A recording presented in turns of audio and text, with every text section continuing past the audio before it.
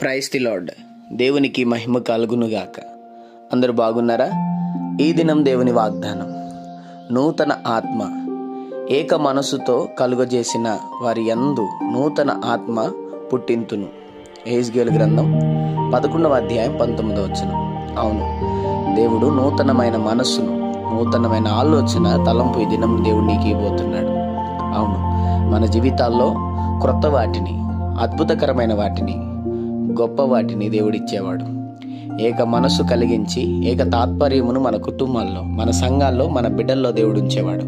నిత్యముగా దేవుని ఆత్మ పుట్టించు పరిశుద్ధ సన్నిధి నిత్యం మన కుటుంబాల్లో తోడునుగాక. చిన్నమాడు ప్రార్థన. ప్రేమ కనికరం గల మాతను నీకు వందనాలు. ఈ ఉదయకాల సమయంలో బిడ్డలను మీరు దీవించి బలపరిచి, వారు వెళ్తున్న ప్రయాణంలో, మార్గముల్లో, పనుల్లో, ప్రయత్నముల్లో ఈ దినం మీరు వారికి తోడుగుండమని నిత్యముగా నీ కృపలో జ్ఞాపకం చేసుకొని యేసు నామములో అడుగుతున్నాం తండ్రి. ఆమేన్.